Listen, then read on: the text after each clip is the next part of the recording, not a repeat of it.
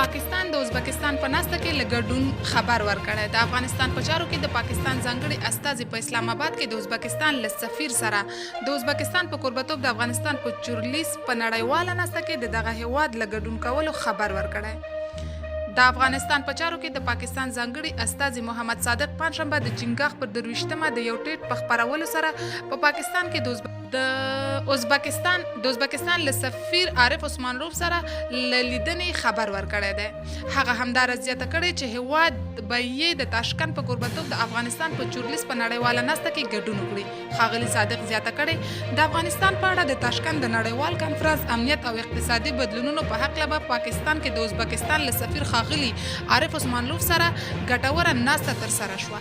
پاکستان په دغه کنفرانس کې چې د جولای له 15مې تر 20مې ترسره کیږي ګډون وکړي.